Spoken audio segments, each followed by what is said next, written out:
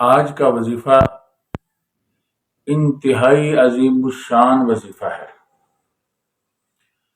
وہ لوگ جن کو راتوں کو نیند نہیں آتی، ان کی نیند خراب ہو رہتی ہے، ساری رات خوف بے چینی میں گزارتے ہیں۔ اسی طرح وہ لوگ جو دن کے اندر بیداری کے اندر وسوسوں کے اندر مبتلا رہتے ہیں، وہ لوگ جن کو لا علاج اور پیچیدہ امراض نے گھیر رکھا ہے، اور وہ لوگ جو ایسے جادو اور بیماریوں میں گرفتار ہو چکے ہیں جن کا علاج انہیں سمجھ میں نہیں آتا، مسلسل وسوسوں کے اندر اور غیر معلوم خوف کے اندر، دباؤ کے اندر گرفتار رہتے ہیں، ان کے لیے یہ وظیفہ انتہائی مجرب وظیفہ ہے۔ وظیفہ یہ ہے، جو آدمی کسی بیماری میں یا کسی مرض میں یا کسی دشمن کے ساتھ اس کا مقابلہ ہو جائے، جو کسی بھی صورت اس کا پیچھا نہ چھوڑتا ہو، اس کو اس دشمن سے اپنی جان، مال، عزت و آبرو کا خوف ہو، کسی تدبیر سے وہ باز نہ آتا ہو، تو یہ وظیفہ پڑھا کرے۔ حضرت عبداللہ بن عمرو بن عاص رضی اللہ تعالی عنہ فرماتے ہیں کہ رسول اللہ صلی اللہ علیہ وسلم جس کو رات میں گھبراہٹ ہو، بے چینی ہو، نیند کے اندر ڈر جائے، اس کو یہ دعا ارشاد فرمایا کرتے تھے۔ دعا یہ ہے، اعوذ بکلمات اللہ التامات من غضبہ وعقابہ وشر عبادہ ومن ہمزات الشیاطین وان یحضرون۔ اللہ کے نبی صلی اللہ علیہ وسلم فرمایا کرتے تھے، جو یہ دعا پڑھ لے تو وہ خواب، وہ شیطانی وسوسے، شیطانی تدابیر اس آدمی کو نقصان نہیں دے سکتی۔ تو حضرت عبداللہ بن عمرو رضی اللہ تعالی عنہ اپنی اولاد میں سے جو سمجھدار ہوتے، بالغ ہو جاتے، ان کو یہ وظیفہ سکھلایا کرتے تھے، اور جو نابالغ ہوتے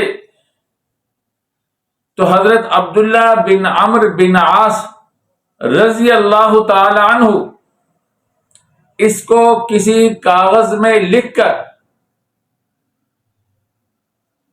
ان بچوں کے گلوں میں ڈال دیا کرتے تھے جو اس وظیفے کو نہیں سیکھ سکتے۔ تو اب اندازہ کرے یہ کتنا عظیم الشان وظیفہ ہے کہ حضرت جو نہیں پڑھ سکتا، تاکہ وہ بھی محروم نہ رہے، اس کو کاغذ میں لکھ کر اس کے گلے میں ڈال دیا کرتے تھے۔ ایک بات تو اس سے یہ معلوم ہوا کہ تعویذ کو لکھنا جائز ہے، اس لیے کہ اتنے جلیل القدر صحابی جب لکھتے تھے تو عام لوگوں کے لیے لکھنے کی گنجائش کیوں نہیں ہے؟ دوسری بات یہ ہے کہ اس کو گلے میں ڈالنا بھی جائز ہے۔ اللہ کے نبی صلی اللہ علیہ وسلم کے صحابی حضرت عبداللہ اور ان کے والد بھی اللہ کے نبی صلی اللہ علیہ وسلم کے صحابی تھے۔ تو یہ اس وظیفے کو لکھ کر، اس دعا کو لکھ کر نابالغ بچوں کے گلوں میں ڈال دیا کرتے تھے۔ تو اس حدیث سے جہاں بہت سے دوسرے امور معلوم ہوئے، یہاں دو باتیں مزید بھی معلوم ہوئی کہ تعویذ کو لکھنا بھی جائز ہے اور پھر گلے میں ڈالنا بھی جائز ہے۔ اگرچہ بہتر یہی ہے جو دعا کو یاد کر سکتا ہے، جو وظیفے کو یاد کر سکتا ہے، وہ گلے میں نہ ڈالے۔ جو نہیں یاد کر سکتا، ہمارے ہاں بڑے لوگوں کی بھی یہی حالات ہیں، تو ان کی سہولت کے لیے بڑی آیتوں کو چھوٹے ہنسوں کی شکل میں یا چھوٹا سا نقش بنا کر ان کے گلے میں ڈالنے کے لیے کہا جاتا ہے، تو یہ جائز ہے۔ اب آتے ہیں ہم اس وظیفے کی طرف۔ اس وظیفے کے اندر آدمی اللہ رب العزت کی مدد مانگتا ہے۔ اس وظیفے کے اندر آدمی اللہ رب العزت کی طرف سہارا پکڑتا ہے، اللہ رب العزت کی طرف پناہ پکڑتا ہے، اللہ رب العزت کے کلمات کے واسطے سے، خواہ وہ کلمات قدریہ تکوینیہ ہوں جس سے خلق، ایجاد اور تدبیر ہوتی ہے، خواہ وہ کلمات شرعیہ ہوں جیسے اللہ رب العزت کے اسماء، اللہ تعالی کی صفات، اللہ رب العزت کی نازل کردہ کتب کی آیات، دونوں قسم کے کلمات پناہ طلب کرنے والا ان کے ذریعے سے اللہ کی پناہ مانگتا ہے۔ اور آپ کو معلوم ہے کہ اللہ رب العزت فرماتے ہیں قُل لَوْ كَانَ الْبَحْرُ مِدَادًا لِكَلِمَاتِ رَبِّي لَنَفِدَ الْبَحْرُ قَبْلَ أَن تَنفَدَ كَلِمَاتُ رَبِّي وَلَوْ جِئْنَا بِمِثْلِهِ مَدَدًا، سورۃ الکہف۔ اور ایک جگہ فرماتے ہیں وَلَوْ أَنَّ مَا فِي الْأَرْضِ مِن شَجَرَةٍ أَقْلَامٌ وَالْبَحْرُ يَمُدُّهُ من بعده سبعة أبحر ما نفدت کلمات اللہ، سارے زمین کے درخت ان کی کلمیں بنا لی جائیں اور سمندر سیاہی بن جائیں، اور اس کے بعد مزید 7 سمندر اور بھی لائے جائیں، کلمیں ٹوٹ جائیں گی، سارے سمندروں کی سیاہیاں خشک ہو جائیں گی، مگر اللہ رب العزت کے کلمات ختم نہیں ہو سکتے۔ یہ تو سمجھانے کے لیے ہے، وگرنہ 7 سمندر کیا، سینکڑوں سمندر بھی آ جائیں اور ایک زمین کے درخت کیا، سینکڑوں زمینیں اس طرح کی لائی جائیں اور وہ درختوں سے بھری پڑی ہوں، اللہ رب العزت کے کلمات لکھنا شروع کر دیے جائیں تو سینکڑوں سمندر بھی ختم ہو جائیں، اگرچہ ان جیسے 7 دفعہ اور بھی لائے جائیں اور 7 زمینوں کے درختوں کی کلمیں بھی ٹوٹ جائیں، مگر اللہ رب العزت کے کلمات پھر بھی ختم نہیں ہو سکتے۔ بے شک ان چیزوں کو اربوں گنا بڑھا لیا جائے، اللہ رب العزت کے کلمات ختم نہیں ہو سکتے۔ تو اتنی عظیم الشان کلمات جس کے ذریعے سے پناہ مانگنے والا پناہ مانگ رہا ہے، تو آپ اندازہ کریں وہ کس طرح محروم رہ سکتا ہے۔ اور پھر پناہ کیا مانگی جا رہی ہے؟ اعوذ بکلمات اللہ التامات من غضبہ، اللہ کے غضب سے، اللہ کی نافرمانیوں کی وجہ سے غضب نازل ہوتا ہے، جس کی وجہ سے باہر و بر میں فساد ظاہر ہو جاتا ہے، تو اللہ کے غضب سے پناہ مانگی جا رہی ہے۔ اے اللہ ہمیں معاف کر دے، اے اللہ اپنے غضب سے، ہمارے گناہوں کے وبال سے ہمیں بچا، یہ پناہ مانگتا ہے۔ اور آگے ہے وعقابہ، اللہ رب العزت کے عذاب سے.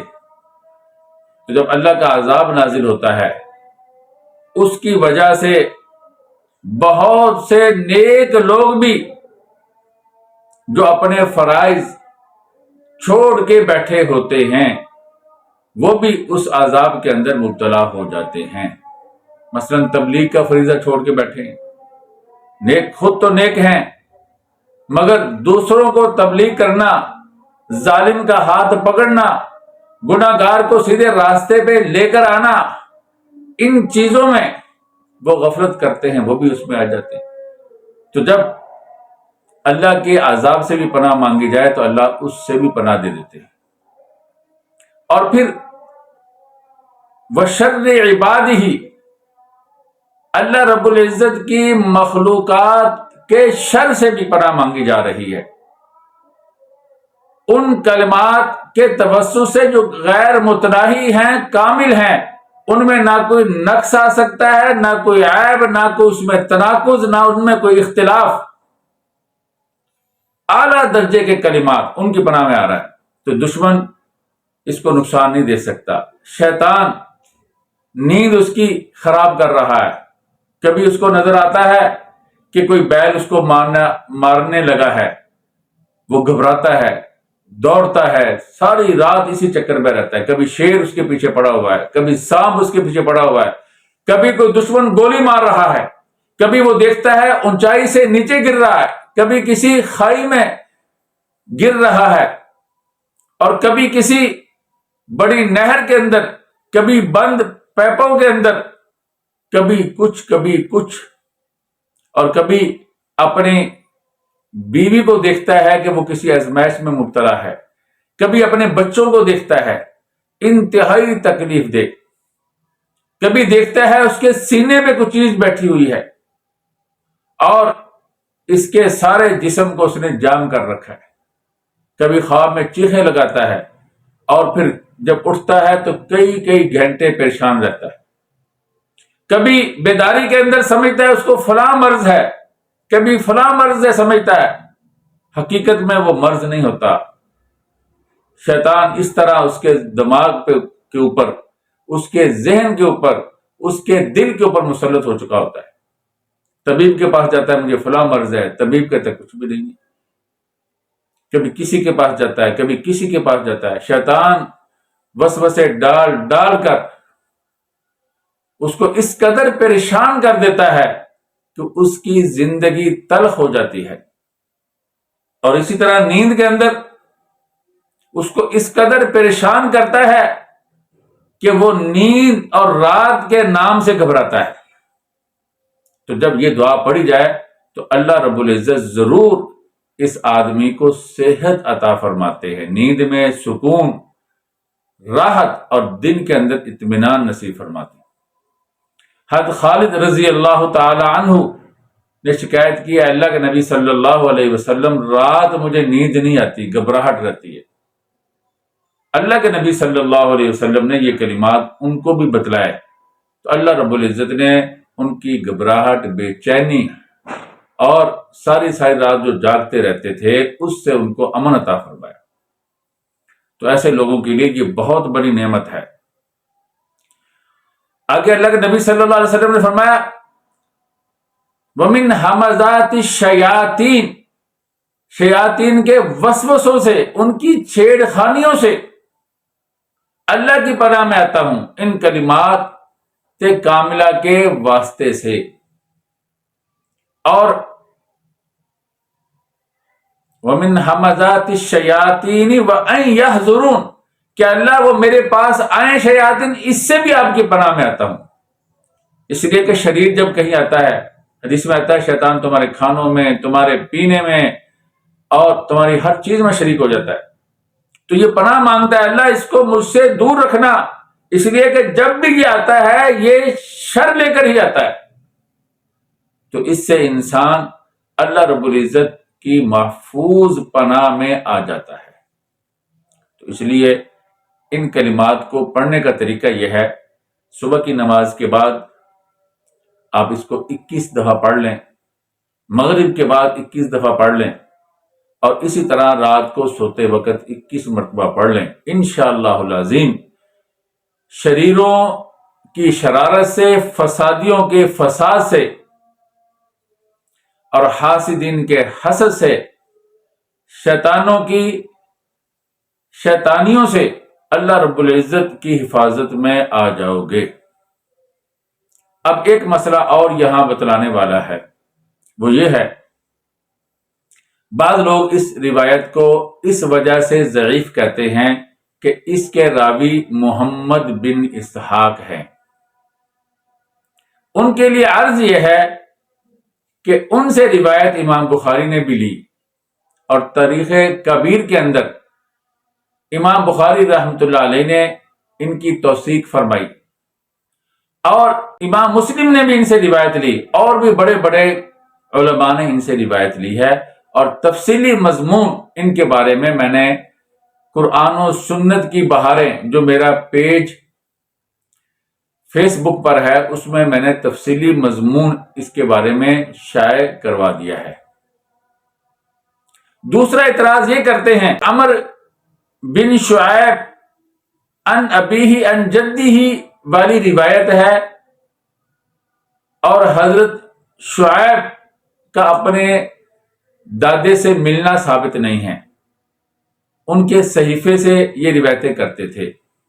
اس کا جواب یہ ہے مستدرک حاکم میں اس کی صراحت ہے کہ حضرت شعیب اپنے دادا حضرت عبداللہ بن عمرو رضی اللہ تعالی عنہ سے روایت کرتے ہیں، اور امام بخاری رحمۃ اللہ علیہ نے بھی اس کی صراحت کی ہے کہ ان کی روایت ان کے دادا سے ہے، اور ان کی ان سے ملاقات ہے.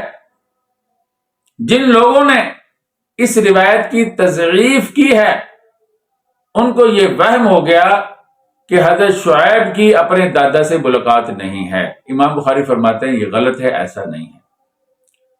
یہ اس کے بارے میں بھی تفصیل میں نے اپنے قرآن و سنت کے پیج جو فیس بک پر ہے اس میں نے اس کی وضاحت تفصیل کے ساتھ کر دی ہے.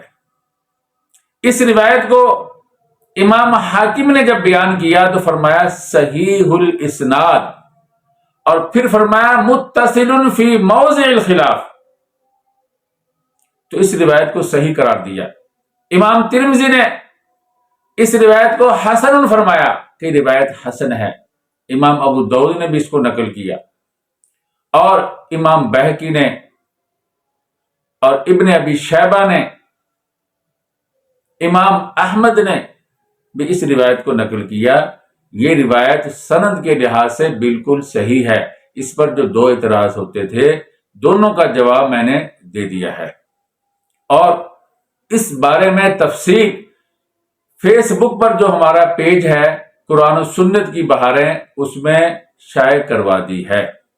خلاصہ یہ ہوا کہ یہ بہت بڑی دعا ہے اور سندن بھی بالکل ٹھیک ہے، اور بہت سے لوگوں کے پریشانیاں اور نیند کے اندر بے چینیاں، زندگیوں کے اندر جو تلخیاں تھی، اس دعا کی برکت سے اللہ رب العزت نے ختم فرما دی ہیں.